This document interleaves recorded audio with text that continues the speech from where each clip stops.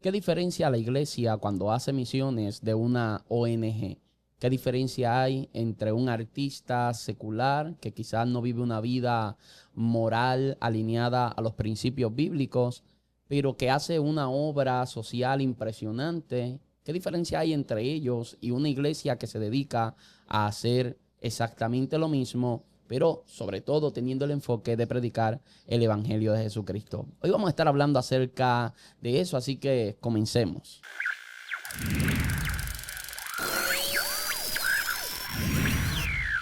Saludos, muchas bendiciones. Mi nombre es José Luis Torres y esto es Legado. Bienvenidos a un nuevo episodio. En esta oportunidad, nuevamente estoy acá junto a mi colega Charlie Caraballo. Este es el segundo capítulo de una serie donde venimos hablando acerca de la Gran Comisión, las misiones de la iglesia y tocando diferentes perspectivas alrededor de esta temática. Así que, Charlie, bienvenido a Legado nuevamente. Saludos, José Luis, a todos los que nos están viendo a través de las diferentes plataformas y sobre todo a la familia de Legado. Gracias por siempre sintonizarnos, por conectarte con nosotros y tener una experiencia extraordinaria. Ustedes son parte de todo lo que hacemos acá. Definitivamente, Charlie. Te pregunto, nosotros estamos ahora mismo trabajando para una misión y hoy el tema que tú escogiste, porque fuiste tú quien lo trabajó y me encantó la perspectiva que quisiste darle a este programa. Me parece extraordinaria esta primera pregunta y yo quiero que comencemos trabajando sobre ella porque quizás sea la base. ¿Qué entendemos nosotros hoy por obra social y cómo se diferencia esto o se relaciona con lo que viene siendo la misión cristiana que nosotros tenemos? Mira, cuando nosotros hablamos de lo que es la obra social, hay un lenguaje, ¿no? Contemporáneo, que una obra social habla de cualquier actividad voluntaria, institucional, comunitaria, que busca mejorar, ¿verdad?, las condiciones de la vida de las personas, especialmente de los más vulnerables. Esa obra social se refiere obviamente a prácticas de justicia, misericordia, ayuda a las personas vulnerables, pobres, viudas, huérfanos, inmigrantes, enfermos, etcétera. Y esto incluye compartir no tan solo, ¿verdad?, compartir recursos, defenderlos, ¿verdad?, esas obras sociales que se dan, esas luchas sociales, cuidar al extranjero, obviamente, y dar de comer al hambriento y vestir a las personas, obviamente, que no tienen. Entonces, cuando miramos esto, tenemos que apuntar a lo que es, obviamente, que es la misión, ¿verdad?, cristiana. Y es el mandato de Jesús, ¿verdad?, del que nos lleva a anunciar el evangelio del reino y a ser discípulos, lo cual incluye la predicación de la salvación por gracia, testimonio de vida, nuestra conversión, la restauración completa e integral del ser humano y la manifestación de la justicia y compasión, porque es importante que nosotros podamos manifestar esa justicia y de igual manera esa compasión. Es decir, que la misión cristiana no es solo espiritual, pero tampoco es solamente social. Es integral porque el reino de Dios alcanza el cuerpo, nuestra vida interior también alcanza y llega hasta la comunidad. Para mí no son opuestas, sino que ambas van de la mano y se relacionan una de la otra, porque la misión cristiana, aunque incluye el elemento de la fe, también tiene resultados tangibles de lo que ocurrió en nuestras vidas. Se muestran unos resultados de esa fe que se da en obras. Bien decía Santiago, la fe sin obra que es muerta. Si un hermano tiene una necesidad y tú le dices, mira, ve en paz, pues obviamente, ¿de qué sirve eso? Entonces, la obra social sin evangelio, mira esto, José Luis, una obra social sin evangelio puede aliviar temporalmente, pero no transforma el corazón de una persona. El evangelio sin compasión se vuelve abstracto y se vuelve estéril. Por ende, para mí, ambas van de la mano, donde el efecto de lo que ha ocurrido a través de nuestra conversión, de lo que Cristo ha hecho a través del Espíritu Santo, la restauración, de transformar nuestras vidas, nos lleva a tener unas obras y esas obras se manifiestan por causa de lo que un día primeramente ocurrió en cada uno de nosotros. Así que eso nos lleva, obviamente, nos mueve a trabajar un aspecto social, pero siendo entendidos de que ambas tienen que trabajar de la mano y que una, ¿verdad?, obviamente el aspecto social no puede tomar la centralidad de lo que es el evangelio. Definitivamente, yo creo que la obra social es una de las expresiones de la misión, pero no debe ser una sustitución de la misión, de lo que es la proclamación del Evangelio de Jesucristo. Si bien el enfoque que nosotros tenemos es precisamente ese, de llevar el Evangelio de Jesucristo, y una de las expresiones es cómo nosotros cubrimos necesidades, bien ese no es el enfoque y lo podemos ver claramente en Jesús. El enfoque de Jesús no estaba en satisfacer el hambre de la gente. Y a veces nos enfocamos en que multiplicó panes y peces, a veces nos enfocamos en que le dio de comer a la multitud, pero eso no fue el día a día de Jesús. Eso fue una excepción. Correcto. Entonces, había un enfoque claro en la misión que Jesús estaba llevando aquí en la tierra. Él predica que el reino se había acercado. Jesús está predicándose a sí mismo como Salvador. O sea, Jesús predicó el evangelio. ¿Quiénes somos nosotros? Decía hace poco, creo que era, no sé si era Miguel Núñez, no sé, decía, si Jesús predicó a Cristo, ¿quiénes somos nosotros para no andar predicando a Cristo? Entonces, Jesús predicó a Cristo y en ocasiones pudo satisfacer las necesidades fisiológicas que habían en ese lugar. Pero el enfoque no era ese. El enfoque simplemente era llegar a Israel para responder a la necesidad espiritual que Israel tenía en cumplimiento a todo lo que ya se venía mostrando como sombra a través del antiguo pacto. Así que concluyo diciendo que la obra social sí es una expresión de la misión. Lo que creo es que no debe ser una sustitución. Correcto. Quizás lo que a nosotros siempre nos ha costado mucho es tener ese balance precisamente. Y nosotros o solemos ser mucho de un extremo o del otro extremo. Correcto. Y como el ser humano le cuesta siempre tener ese balance, o nos vamos a convertir en una ONG o simplemente tenemos la proclamación del evangelio, aunque estemos frente a una necesidad tangible que quizás podemos satisfacer, y nos hacemos de la vista larga porque a lo que fui llamado fue a predicar el evangelio. Yes. Pero el evangelio, bien decías, que lleva consigo obras, y si bien no tiene por qué ser contraproducente esto. Nadie es salvo por obra para que nadie se gloríe. Pero la fe sin obra es muerta. Claro, esto no es una contradicción en ningún sentido. Porque en un tema soteriológico, pues claro, la obra no es la que me da la salvación. ¿Sabe? En soteriología solamente es por el sacrificio de Cristo Jesús. Ahora, la obra que viene a consecuencia de esa transformación que yo he vivido en Jesús, esa regeneración, la obra no es para salvarme. La obra es como una evidencia de que fui salvado por Cristo Jesús. Y yo creo que de eso es que se trata.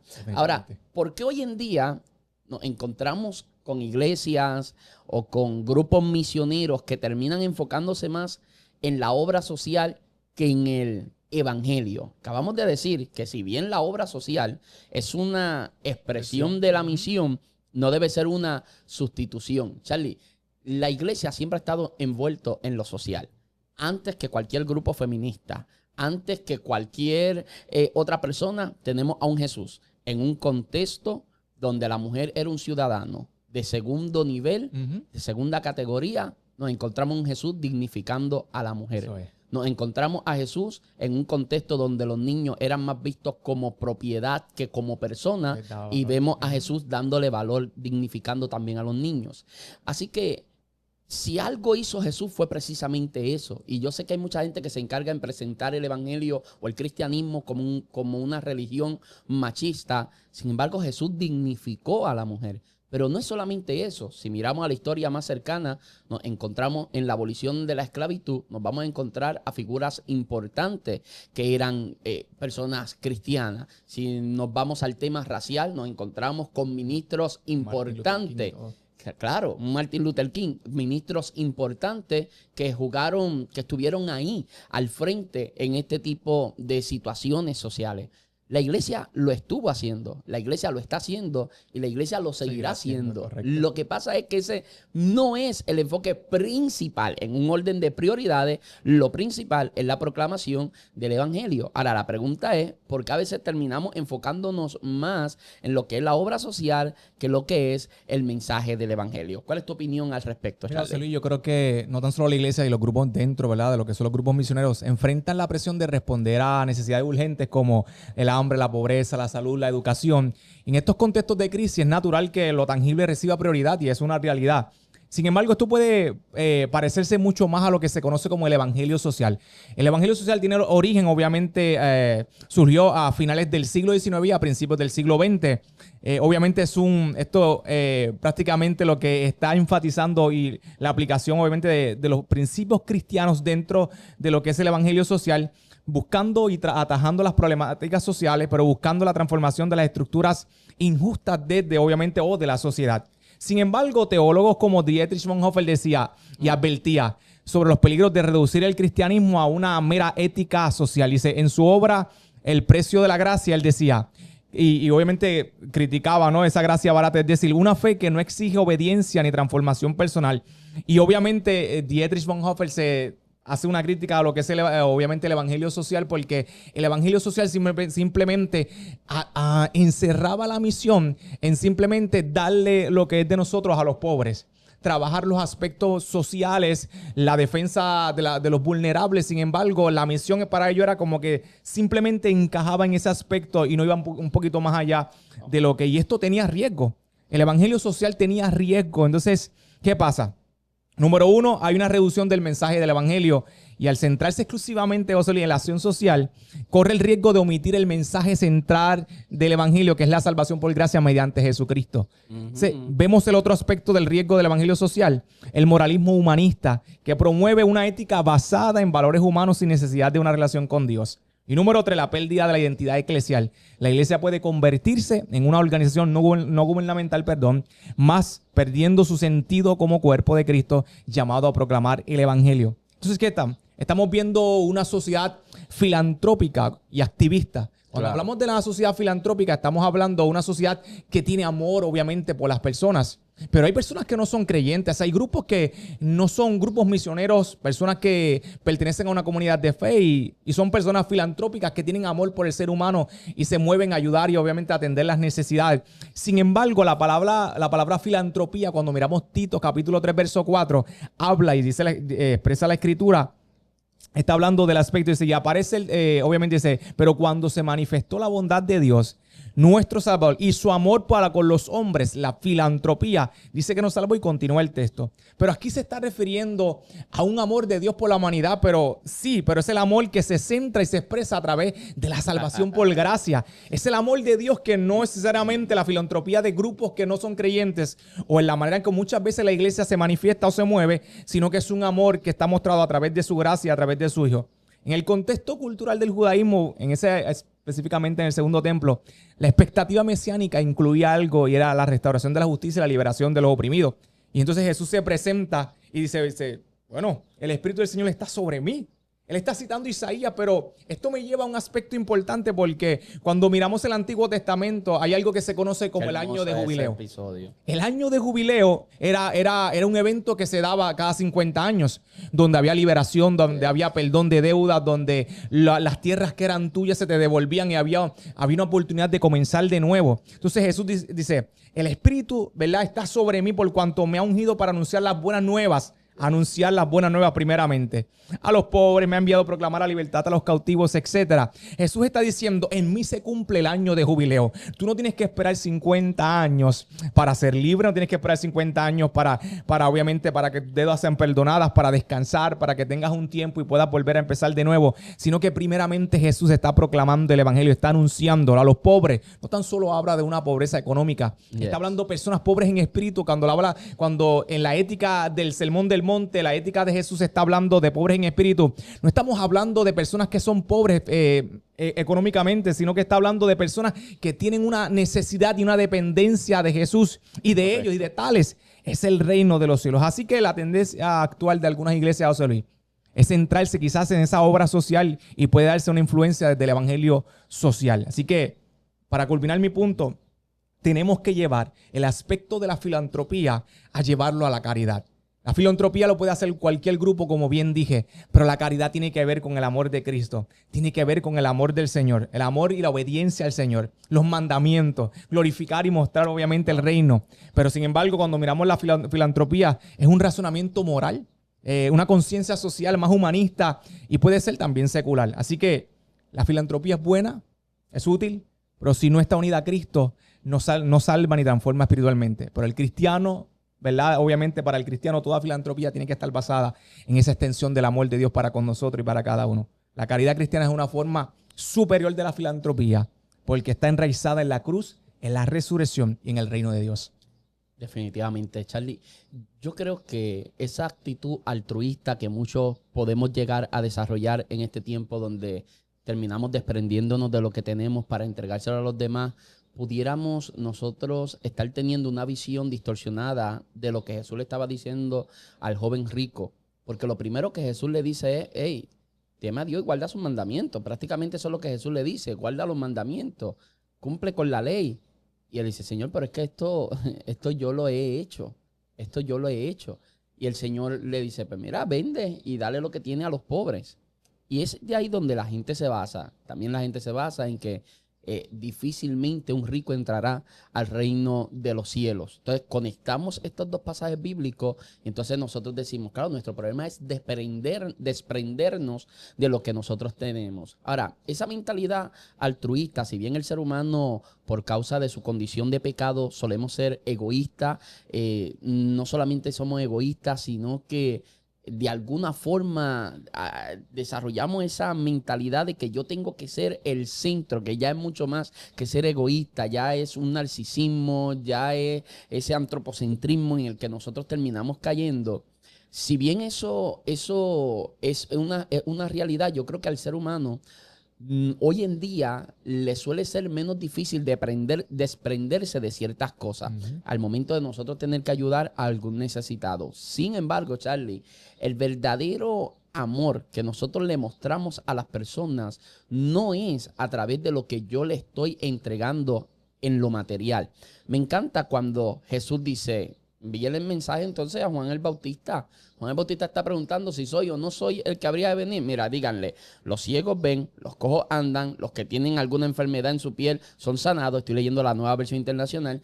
Los sordos oyen, los muertos resucitan y a los pobres se les anuncian las buenas nuevas. Note, a los pobres no es que le estamos dando de comer. Bien, Jesús podía decirle, lo estoy alimentando a los que me siguen. Jesús podía decir, le estoy supliendo sus necesidades. Pero Jesús no dice nada de eso. Y no es que no lo hiciera.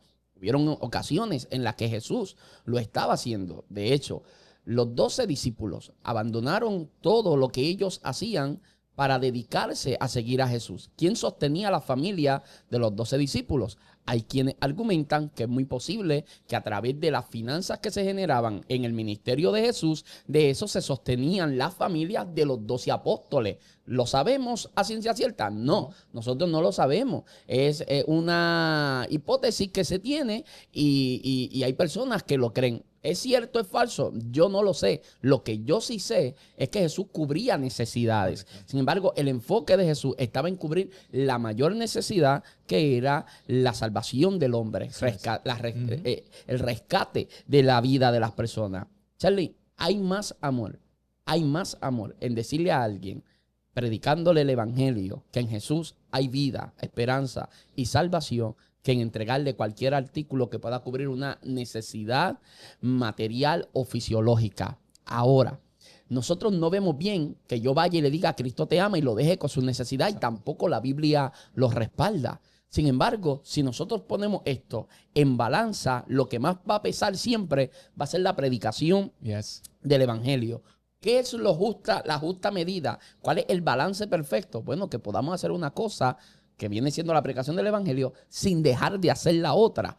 Entonces, si nosotros podemos hacer una cosa sin dejar de hacer la otra, es espectacular, es simplemente espectacular. Y esto me lleva a algo que queremos anunciarle a los amigos que nos están viendo ahora mismo. En el mes de diciembre, nosotros vamos a estar saliendo para El Salvador. Ahora mismo están viendo en pantalla, vamos a estar llegando a Soyapango, allá en El Salvador, a la comunidad 3 de enero. En esa comunidad 3 de enero, una comunidad que se compone aproximadamente de 100 familias, vamos a estar llegando, llevándoles víveres, vamos a estar cubriendo las navidades de esos niños que viven en esa comunidad y tratar de cubrir más o menos unos 200 niños, es decir, los de la comunidad y todos los que podamos alcanzar según el Señor nos los permita, con los recursos que podamos nosotros llevar a Soyapango y a la comunidad 3 de enero. Vamos a estar, por supuesto, predicándoles el evangelio y va a ser un tiempo hermoso. Si usted se quiere unir como un colaborador de esta misión, en pantalla está toda la información de donde usted puede hacer su aportación. Al unirse como un colaborador de esta misión, usted va a estar recibiendo información de a dónde está yendo a parar su dinero, las vidas que usted está bendiciendo, las vidas que están siendo ministradas, las necesidades que están siendo cubiertas a través de una pequeña donación que usted pueda hacer. De hecho, si usted quiere adoptar una familia o adoptar un niño con $35, usted lo podría hacer y nosotros nos vamos a encargar de que íntegramente todo el dinero que usted esté depositando para esas familias pues les pueda llegar a través de lo que son víveres, a través de lo que son regalos y diferentes cosas que estaremos brindando, cubriendo la necesidad del alma con la predicación del evangelio y por supuesto tratando de cubrir parte de sus necesidades fisiológicas. Así que nada, en pantalla toda la información. Puedes convertirte en un colaborador y ser parte de este legado de bendición para la comunidad 3 de enero en Soyapango, El Salvador. Bueno, Charlie, proseguimos por acá nosotros. Ahora bien, Charlie, hemos enfatizado algo, que si bien Jesús cubrió necesidades y si bien debemos cubrir necesidades, lo que debe primar es la predicación del evangelio. Ahora, ¿qué riesgos existen y qué sucedería si terminamos sustituyendo el mensaje del evangelio por actividades que simplemente cubran necesidades materiales? O sea, ¿qué hubiera pasado si Jesús hubiera dedicado solamente a multiplicar panes y peces? ¿Qué hubiera sucedido si Jesús solamente se dedicara a sanar a los enfermos y no hubiera predicado lo que predicó? ¿Qué pasa cuando la iglesia cae en ese extremo? Yo creo que cuando sustituimos, ¿verdad?, este asunto del evangelio por la acción social, dejamos de ofrecer lo único que transforma, obviamente de forma definitiva, es la gracia de Dios, el mayor riesgo de crear una falsa seguridad en personas como agradecidas pero no redimidas, beneficiadas pero no transformadas. Es como darle medicina a alguien sin tratar la enfermedad espiritual. O sea, otro peligro es la dependencia de, ¿verdad?, obviamente cuando suplimos las necesidades materiales sin disciplinar o discipular, creando una estructura de asistencia sin conversión. Entonces, finalmente pues se pierde ese aspecto de la urgencia misionera. Porque si todo se reduce solamente a lo social, obviamente, ¿para qué predicar el evangelio y hacer discípulos? Bien Jesús decía, y obviamente cuando apuntamos a la palabra en Juan capítulo 6, verso 26 al 27, Jesús le respondió, leyendo la Reina Valera, de cierto os digo, que me buscáis no porque habéis visto señales, sino porque comisteis el pan y os saciaste. Trabajad no por alimento que perece, sino por el alimento que permanece para vida eterna. O sea, hay un aspecto donde más allá del alimento espiritual, estamos hablando de ese alimento espiritual que el Señor, ¿verdad?, y que Cristo quiere ofrecer a sus vidas. Entonces, cuando las iglesias comienzan a priorizar lo que son las actividades sociales sobre la proclamación del evangelio, corren el riesgo de fomentar una dependencia en soluciones temporales sin abordar las necesidades eternas del alma. Convertirnos en organizaciones humanitarias ¿verdad?, sin identificarnos como lo que realmente somos y perdemos nuestra identidad como portadores del mensaje del evangelio. Esto tiene unas grandes consecuencias, José Luis, porque Barna Group dice, y obviamente dentro de sus estudios, dice que una gran proporción de adultos en Estados Unidos se identifican como cristianos no nacidos de nuevo y que ha disminuido significativamente, lo que sugiere que la falta del énfasis en la evangelización puede estar contribuyendo a esta tendencia. No obstante, lamentablemente, cuando nosotros nos fundamentamos simplemente en el aspecto social y no estamos obviamente centrándonos en lo que es el equilibrio de hacer una cosa con la otra, pues lamentablemente vemos estos resultados. Claro, y nosotros conocemos y conozco de primera mano organizaciones en Puerto Rico que se dedican a trabajar, a hacer una obra social extraordinaria y maravillosa. Y dentro de esas organizaciones hay jóvenes, hay personas que son creyentes y cristianas, tienen voluntarios que no lo son, pero encarnan también el evangelio a través de lo que hacen. Pero no solamente nos podemos quedar allí, tenemos que llevar obviamente el mensaje y sí, entonces cuando no hacemos esto pues tenemos unos grandes riesgos cuando sustituimos el mensaje de la salvación por esas actividades que solamente suplen las necesidades materiales. Definitivamente, Charlie. Yo creo que esto suele suceder lamentablemente más de lo que nosotros pensamos, porque hace rato hablábamos nosotros de cómo nos cuesta precisamente estar en un balance. Siempre terminamos cayendo en los excesos, en los extremos. Y si bien es necesaria la obra social y es indispensable la predicación del evangelio, el problema de nosotros cubrir la necesidad física, pero no predicarle el evangelio, es que realmente no le estamos haciendo un bien. Realmente no le estamos haciendo un bien del todo el bien que pudiéramos llegar a hacerle, es lo que quiero llegar a decir, ¿sabes? Definitivamente hacemos un bien si yo te doy un faldo de arroz y tú no tienes comida en casa. Seguro que te estoy haciendo un bien, pero la realidad es que si yo tengo la oportunidad de presentarte el evangelio Y yo no estoy aprovechando esa oportunidad porque simplemente quiero cubrir una necesidad física, momentánea, pasajera, que quizás pueden haber otras formas de llegar a cubrirse, pero Dios me tiene ahí no solamente para darte eso, sino para predicarte el evangelio, y yo no lo aprovecho. Definitivamente estamos perdiendo una gran oportunidad. Y es que esto me abre paso para lo siguiente, porque la pregunta sería, ¿puede una obra social por sí sola cumplir con la gran comisión? Definitivamente no, Charlie. Porque si fuera así, si una obra social por sí sola pudiera cumplir con la gran comisión, no tendríamos equipos misioneros, ni tendríamos tampoco lo que son agencias misioneras, no existiría Vacías de Barro, no existiría Legado Misiones, no existiría Aliento a las Naciones, no existiría nada de esto, Samaritan, no existiría absolutamente nada de eso con 2 o 3 ONG. Simplemente la iglesia se tiene que asociar a esta ONG y que a través de la ONG pues tratar de cumplir con la misión. Pero no, es que la misión incluye la predicación del evangelio. En el episodio anterior nosotros hablamos, así que búsquelo si no lo ha visto. Tiene que incluir la predicación del evangelio y el discipulado. Estas 2 cosas son fundamentales para que podamos decir que verdaderamente estamos cumpliendo con la gran comisión. Si no se está predicando el evangelio y no se está apuntando a un discipulado, es decir, nosotros vamos a El Salvador, pero nosotros no vamos a El Salvador a cubrir una necesidad, predicar el evangelio y dejar a esa gente huérfana. No, nosotros estamos yendo allí, predicando la palabra, pero hay una comunidad de fe de las Asambleas de Dios con la que nosotros estamos trabajando. Hay una pastora que está allí con nosotros, que se le puede seguir dando seguimiento a esa persona para que en caso de que alguien pueda venir a los pies de Jesús, pues se le pueda seguir dando el discipulado que esa persona puede estar requiriendo. Ahora, si tú y yo vamos a El Salvador y damos comida, y damos zapatos, y damos juguetes, y damos otra cosa, no nos diferenciamos en nada de un Bad Bunny, no nos diferenciamos en nada de un Ricky Martin, no nos diferenciamos en nada de ninguno de ellos. ¿Por qué? Porque ellos hacen exactamente lo mismo y mejor que nosotros, en mayor cantidades, más proporciones, cubren más necesidades que nosotros. Sin embargo, no están cumpliendo con la gran comisión, porque la gran comisión precisamente tiene que ver con la predicación del evangelio, tiene que ver con el arrepentimiento de las vidas y tiene que ver con un discipulado, un acompañamiento, que por supuesto eso no lo sustituye jamás en la vida una obra social, Charlie. Definitivamente, y ella prácticamente es consecuencia del evangelio.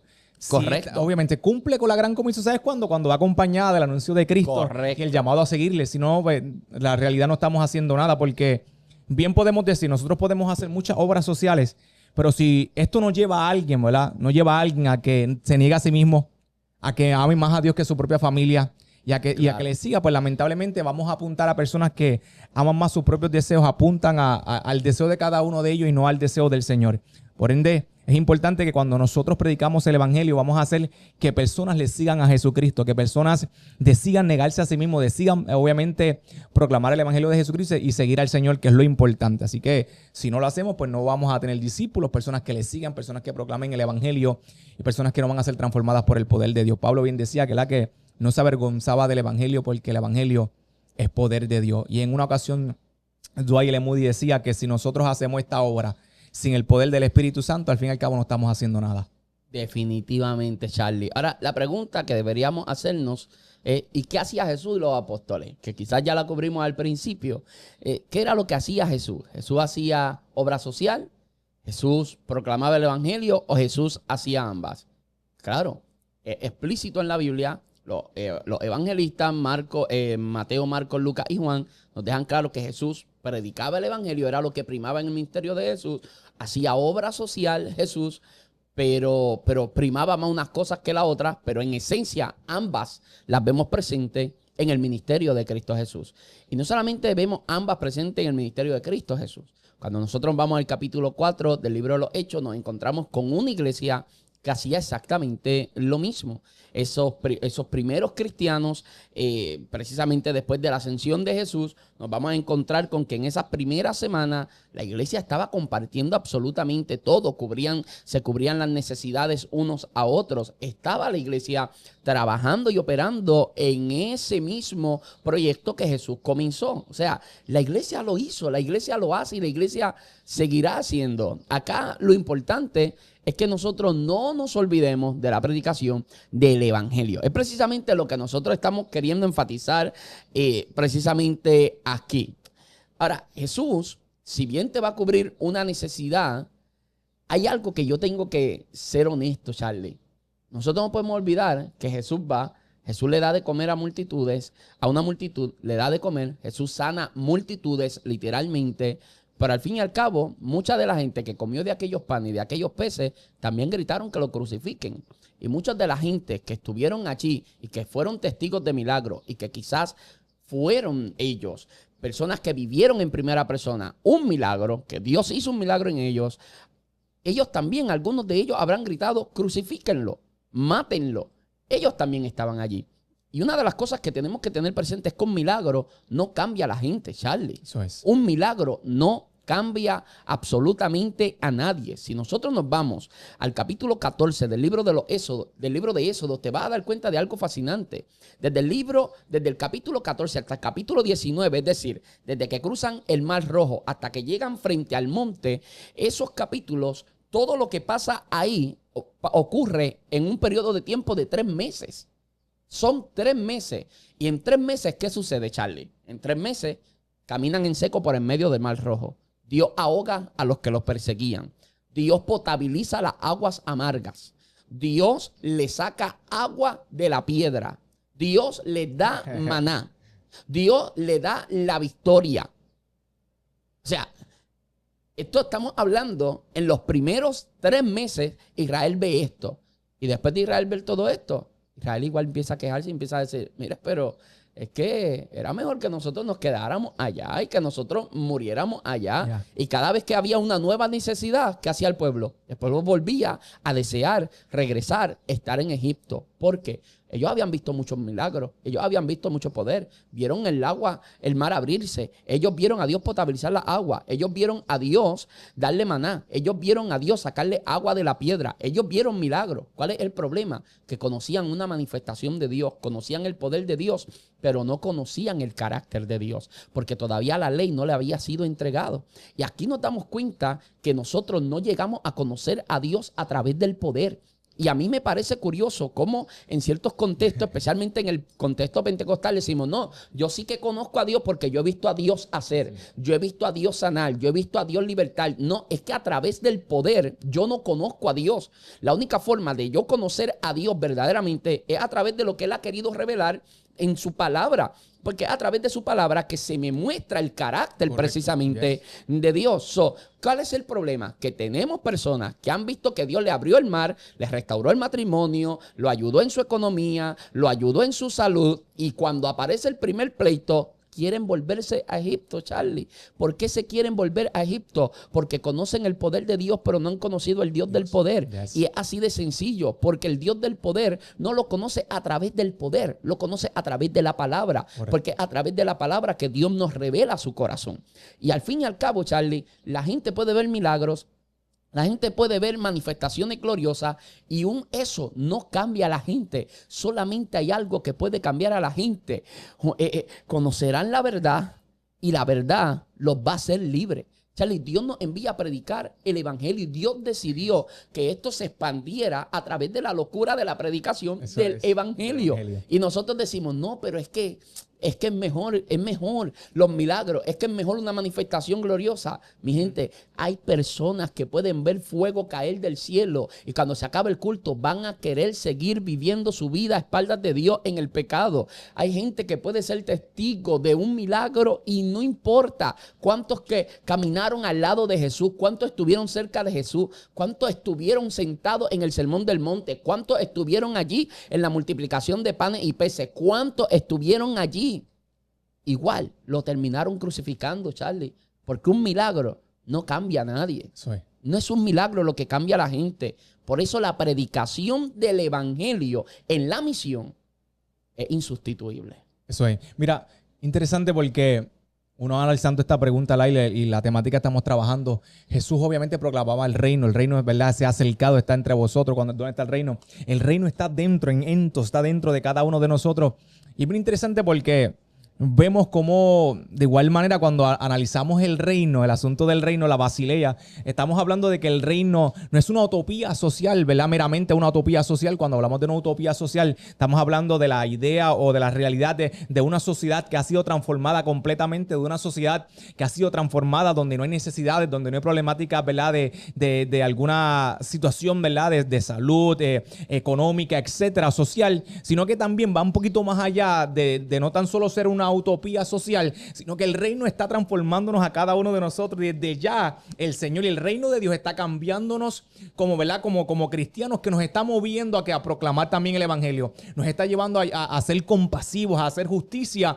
Claro. Y es maravilloso porque Cristo predica el reino, pero el reino no solamente se encaja en una utopía social donde tenemos la idea de que todo está bien, de que todo va a estar bien, de que no va a haber problemas, donde va a haber paz y justicia, pero también el reino está operando desde ya en el interior de cada uno de nosotros cuando le abrimos nuestro corazón a Cristo. Y desde esa experiencia extraordinaria donde el Espíritu Santo nos regenera, nos transforma, nos cambia, y desde allí, desde esa experiencia nos mueve obviamente a compartir la justicia del Señor. La justicia que habla de reivindicar la vida de un ser humano, habla de paz en el corazón del ser humano. Entonces el reino desde ya está transformando todas las cosas. El reino, la idea de esto es que vemos un Dios que quiere transformar todas las cosas, José Luis. Que no tan solo quiere cambiarnos a nosotros, sino que está transformando toda la creación que Él hizo. Así que Él proclamó el reino y el reino está operando en nosotros, y esto nos debe llevar ¿a qué? A proclamar igualmente: arrepentidos porque el reino de los cielos cambia el rumbo de tu vida, cambia el rumbo de tu mente hacia donde te diriges. No es por allí, es por donde Cristo dijo. Y de igual manera habla de una transformación interna dentro del ser humano. Un cambio radical en cada uno de nosotros que nos debe llevar a proclamar el reino del Señor. Charlie, es que el problema de nosotros tener este tipo de obras que insistimos que son buenas, no queremos que nadie nos malentienda, por eso anunciamos los del Salvador, porque nosotros estamos envueltos en esto, Charlie. Y claro, no es que sea malo, el problema es hacer una cosa dejando de hacer la otra. Ahí es donde está el detalle, porque si solamente nosotros caemos en que tenemos que hacer la obra de cubrir necesidades y vamos a cubrir estas necesidades sin predicar el evangelio, es que corremos el peligro de caer en ese moralismo humanista. Ahí es donde está el peligro, cuando caemos en ese moralismo humanista. Y no es solamente eso, Charlie, que terminamos tratando de llenar un ego en nuestro corazón, satisfacer eso en nosotros, Charlie, de protagonismo, de que yo cubrí, de que yo hice, de que yo estuve. Y olvidamos que al fin y al cabo todo esto es por gracia y para gloria de Dios. Eso es. Algo que yo estaba hablando en estos días era que hay dos cosas que deberían motivarnos siempre que hagamos algo para Dios. Siempre que hagamos algo para Dios, hay dos cosas que deberían motivarnos. Si nos ponen a trabajar en un proyecto, en alguno de los departamentos de la iglesia, lo que nos deberían motivar son estas dos cosas. Número uno, la exaltación de Cristo, que Cristo sea glorificado. Y número dos, la edificación del cuerpo. Si lo que yo estoy haciendo no exalta a Cristo y lo que yo estoy haciendo no edifica a la iglesia, lo que yo estoy haciendo lo estoy haciendo por mí. Y yo tengo que ser honesto en las motivaciones de por qué yo hago lo que hago. Hay un libro, creo que es de T.D. Jakes, si mi mente no me infiel, un libro que leí hace mucho tiempo, míralo allí, se llama Instinto, en la primera de las repisas.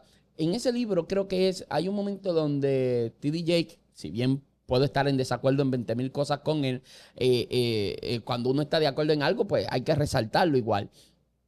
Hay algo que dice T.D. Jakes que me gustó mucho en ese libro, que hay momentos en la vida en los que deberíamos hacer una pausa porque nos hemos vuelto expertos examinando la vida de la gente que nos rodea, todos los que están alrededor de nosotros.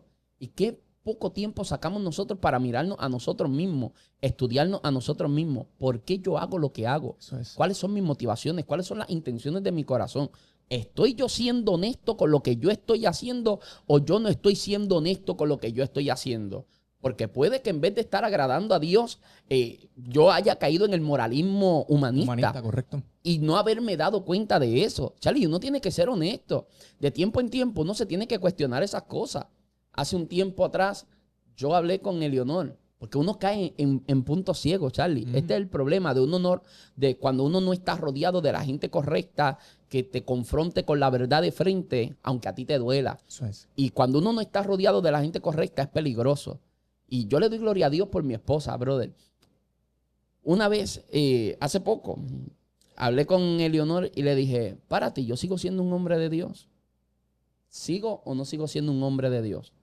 Porque si para ti yo no soy un hombre de Dios, yo fracasé. Porque yo no quiero estar parado en un altar predicando y que mi esposa esté allá abajo diciendo, ese no es el hombre que yo tengo en casa. Yo no quiero que mis hijas me vean a mí predicando en un altar y que ellas estén pensando, ese no es mi papá, ese es el papá que yo quisiera tener en casa, pero ese no es el papá que yo tengo en casa. Yo no quiero ser esa persona, Charlie. Pero para yo no llegar a ser caer en esa hipocresía, yo necesito rodearme de gente que sepa darme la oreja, bajarme los pies a la tierra y cuando esté en un punto ciego, iluminarme con la verdad, aunque me duela, y decirme, mira, aquí estás fallando. Entonces, si nosotros no somos honestos para hacer una introspección, un análisis de nuestras motivaciones, de las intenciones, de qué nos estamos viendo al momento de hacer lo que estamos haciendo, es muy peligroso, Charlie, porque podemos estar cayendo en ese moralismo humanista en vez de estar haciendo lo que hacemos para la exaltación de Cristo, para que Cristo sea glorificado y para que el evangelio siga siendo predicado y el cuerpo siga siendo entonces edificado. Mira, en una ocasión me encontraba en Nicaragua, estábamos en el campo misionero, me encontraba con el evangelista Roberto Lugo y estábamos allí específicamente en el basurero de Tipitapas y allí fuimos a llevar canastas, ¿verdad? Que estamos hablando, cuando hablamos de canastas en ese contexto del país, estamos hablando lo que podría ser para nosotros una compra de, ¿verdad? Donde tenemos diferentes alimentos, artículos de primera necesidad, pero sobre todo alimentos. Y llevamos bastante para suplir a las familias que se encontraban cerca del basurero, pero también a familias o personas que vivían dentro del basurero. Ahora bien, en medio de la dinámica de poder estar repartiendo las compras, comenzamos a sacar, ¿verdad? Creo que comenzamos a perder el enfoque de lo que estábamos haciendo y comenzamos, José Luis, a sacar las cámaras. Claro, en mi caso personal yo estaba para eso, para comenzar a tomar y documentar lo que estábamos haciendo, claro. Pero había otras personas que comenzaron a sacar sus cámaras, sus teléfonos, comenzaron a documentar, comenzaron a tirar fotos y comenzaron a perder el enfoque de lo que se estaba haciendo. Wow. En una ocasión a la distancia le tiré una foto a Roberto Lugo que está sentado en lo que le llaman en Honduras la paila, que es el cajón de la guagua, y está fijamente mirando hacia el horizonte. Él se detuvo de hacer lo que estaba haciendo, se sentó y comenzó a mirar a la distancia. Muy concentrado y muy serio en el proceso, detiene a todo el mundo y comienza a hacer un llamado a comenzar a atender las necesidades, más allá de una necesidad física de las personas, atender la necesidad espiritual de lo que podrían estar viviendo esas personas detrás de quizás de lo que podían estar buscando en ese momento. Comenzamos a orar por las personas, las personas comenzaron a recibir palabra de sanidad, comenzaron a recibir obviamente la oración para sus vidas, comenzaron a aceptar a Cristo como su único salvador y el entorno comenzó a cambiar y cuando nos vamos hacia el lugar donde ellos nos dirigíamos, me encuentro en la parte de atrás de la guagua con Roberto Lugo y él me dice, hijo, nunca pierdas el enfoque de las cosas que vas a hacer y estás haciendo, nunca pierdas el enfoque de lo que vas a hacer para el Señor, nunca lo pierdas, siempre tienes que estar y concentrarte en nunca perder y olvidar por qué hacemos las cosas. Y yo creo que a veces tenemos motivaciones incorrectas o incluso tratando de hacer bien y pareciera que lo que estamos haciendo no está mal, está bien, pero incluso haciendo bien las cosas y que nos parece bien y una ayuda para otros podemos perder el enfoque de lo que Dios realmente quiere que nosotros hagamos en esas vidas. Hay algo mucho más allá que una necesidad física y hemos hablado aquí que es importante cubrir, pero debe ser el vehículo por el cual nosotros debemos llegar a la necesidad mayor de un ser humano que está en el alma, que está dentro y no está afuera. Definitivamente, Charlie. Yo creo que hay cosas que nosotros deberíamos estar cuidando para no terminar cayendo en un activismo social desconectado de lo que es el evangelio. Hoy en día el evangelio progresista o el cristianismo progresista es como se denomina correctamente. El cristianismo progresista bebe directamente de lo que es la teología liberal. Y claro, la teología liberal, por nosotros sintetizarlo al máximo, prácticamente se desconectaba y se liberaba de lo que son los fundamentos ortodoxos de la iglesia, por decirlo de alguna forma. Y cuando esa teología liberal pues estaba creciendo mucho, pues poco a poco la iglesia supo cómo confrontarlo. Nosotros De ahí también viene el movimiento de santidad, en parte también como una respuesta a ese liberalismo. Pero lo más importante es lo que estamos viviendo hoy para mí, porque es el entorno en el que estamos hoy presentes. Y el cristianismo progresista, pues directamente es la forma en cómo esa teología liberal ha ido evolucionando y se sigue presentando hoy en la actualidad. Si la iglesia se desconecta de lo que es su historia, la iglesia pierde de perspectiva que las mismas herejías de antes se siguen disfrazando, aparecen con formas distintas, pero son herejías que hacen años la iglesia viene enfrentando. Y si no tenemos los ojos muy abiertos, no estamos muy despiertos, pues podemos caer en algo que la iglesia ya refutó hace mucho tiempo y que por supuesto la Biblia lo refuta y por eso la iglesia lo ha refutado. Y yo creo que una de las cosas que hace el cristianismo progresista es que termina convirtiendo el cristianismo en un movimiento social al desligarnos de los principios bíblicos ortodoxos, precisamente. Si yo quiero hacer el evangelio tan inclusivo y tan inclusivo, pues entonces tenemos un problema, precisamente. ¿Por qué? Porque el evangelio marca límites. El evangelio, ¿cuál es el primer límite que marca el evangelio? Bueno, el primer límite que marca el evangelio, y nosotros podemos decir que la ley se resume en esto precisamente, en amar a Jehová tu Dios con toda tu alma, con toda tu mente, con todo tu corazón. ¿Por qué? Porque Dios demanda exclusividad. Dios no quiere un poco, Dios lo quiere absolutamente todo. Entonces, Dios demanda ese tipo de exclusividad. Esa exclusividad ya suena algo como muy invasivo para la cultura posmoderna y para la gente que está en estos ideales que dicen, no, tenemos que ser abiertos. No hay nada más inclusivo que el sacrificio de Cristo en la cruz del Calvario, Charlie. Eso es inclusividad. O sea, Jesús murió por gente de todos los países, toda la etnia, no importa el color de tu piel, no importa cuál haya sido tu pecado, no importa cuál sea tu condición. Jesús murió por gente de diferentes colores, de diferentes razas. Jesús murió por nosotros. Y eso es algo hermoso. O sea, si nosotros miramos eso es un acto de inclusividad. Ahora el evangelio comienza a marcarte. Como dice el mismo apóstol Pablo a Timoteo, el que desea obispado, buena obra desea, pero es necesario que el ministro sea. Comienza a darte una lista de requisitos. Yo no puedo ser tan abierto que decir que todo pueda entrar, porque no todo puede entrar y es así de sencillo. Entonces, ¿qué pasa? No todo puede entrar. El cristianismo progresista, al desligarse de nuestros principios ortodoxos, precisamente lo que hace es reducir tanto y simplificar tanto esto, llevarlo a un absurdo que ni siquiera cristianismo debería llamarse, simplemente se convierte en un movimiento social. Y una de las cosas que hacía precisamente la teología liberal es que la teología liberal promovía la idea de que la Biblia no era ni infalible, no creían en la infalibilidad, ni tampoco creían en la inerrancia de la Sagrada Escritura. Entonces, si la Biblia no es infalible, ni la Biblia es inerrante, entonces la Biblia es un libro humano que habla de Dios. Y eso nos crea a nosotros muchos problemas. Nosotros que creemos en la infalibilidad e inerrancia de la Biblia, pues creemos que no solamente ella es infalible e inerrante, sino que la autoridad primera y la autoridad final para el creyente, ¿sabe? Por eso creemos en la sola Escritura, porque la Biblia es nuestra autoridad primera y es nuestra autoridad final, por llamarlo de alguna forma. Y el problema precisamente radica en desligarnos de la Escritura. Nos desligamos de la Escritura, terminamos convirtiéndome en algo como lo que está convirtiendo el cristianismo progresista a muchas comunidades de fe que no se diferencian precisamente de cualquier movimiento activista social. Ese es el peligro. Si nos alejamos de la Escritura, nos alejamos del fundamento bíblico, nos alejamos de los mandamientos de Dios, terminamos cayendo precisamente en esa cosa, que no es iglesia. Que no es iglesia. Precisamente, José Luis, ya que hablas de la teología liberal, precisamente el evangelio social sale de allí. Sale de allí, obviamente con esa intención de enfocarse solamente en el aspecto social y no atender, ¿verdad? O ir más allá de lo que es importante, más allá de los aspectos sociales que sabemos que sí son importantes, pero no son el centro y no deben ser, ¿verdad?, lo que tome lugar más importante de lo que es la predicación del evangelio y sobre todo que Cristo murió, pero que Cristo resucitó. Así es, Charlie, me agarraste bebiendo agua. Charlie, espectacular, espectacular. Yo creo que este ratito ha sido muy, muy edificante, muy bueno. Creo que son temas que necesitamos que se hablen en la iglesia.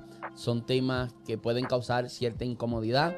Y nota, hace un rato habíamos hablado tú y yo y te había dicho que quizás algunas de las preguntas como que se pisan. Te había dicho que con una pregunta podríamos, tratando de responder una pregunta, íbamos a responder a varias. Lo que pasa es que todo nos lleva a lo mismo. No podemos alejarnos de lo que es la predicación del evangelio. No vamos a dejar de hacer la obra social, pero no somos un movimiento activista social. No es lo que somos. Fuimos llamados a predicar el evangelio. Y como una expresión del evangelio, hacemos obra social. Y de eso es que se trata. Eso es. Gracias a los que están al otro lado. Charlie, ¿cómo te encuentran en las redes sociales? Si me consiguen como Charlie Caraballo, ¿verdad? Obviamente en Instagram, Facebook, en YouTube. De igual manera, Vasija de Barro en las mismas plataformas que acabo de mencionar. Cuenta qué es Vasija de Barro. Vasija de Barro es un proyecto, ¿verdad?, que se dedica a ser intermediario entre fundaciones, obviamente aquellos que se dedican a la obra misionera. Pues nosotros somos ese intermediario entre lo que es la misión global y local. Nos encargamos, ¿verdad?, de hacer obras misioneras en el ámbito local, global, pero a los lugares que nosotros no podemos llegar, lo que podemos tener, pues, obviamente, pues, lo compartimos con aquellas instituciones, obviamente, que son misioneras, que obviamente se encargan de ir a otros lugares, y nosotros hacemos aportaciones también a estas organizaciones, obviamente, para que también lleguen donde nosotros no podemos llegar. Pero es un proyecto hermoso que se dedica a hacer la labor misionera. De hecho, Vasija de Barro, y menciono Vasija de Barro porque ha sido Charlie el que se ha encargado de ser el enlace para que el Legado Misiones pueda llegar a El Salvador y hacer la obra que vamos a estar haciendo, que ya se empezó a trabajar, porque el trabajo que se está haciendo a distancia y todo lo que tiene que ver con estructura del proyecto, del evento, ya es trabajo, ya es esfuerzo, ya es un movimiento que se está haciendo alrededor del proyecto. Y es gracias a Vasija de Barro. Con esto lo que quiero decir es que si una comunidad de fe desea involucrarse en algún tipo de este proyecto, comenzar un proyecto como este de vamos a buscar un lugar que bendecir, vamos a buscar algún país, una comunidad de fe en necesidad, Vasija de Barro es una opción que usted puede llamar y decir, mira, queremos ubicar un lugar con estas necesidades porque queremos ser de bendición a ese lugar. Vamos allá, predicamos el evangelio, pero cubrimos necesidades también, y Vasija de Barro le puede servir a usted de enlace. Así que nada, a mí me consiguen en todas las redes sociales como José Luis Torres. Siga a Legado en Instagram y por supuesto la página Legado, que es legadopr.com, donde publicamos diferentes cosas allí, contenido exclusivo que es para la página, que creo que puede ser de mucha bendición a su vida. Será hasta una próxima oportunidad. Dios te bendiga. Yes. Excelente, Charlie.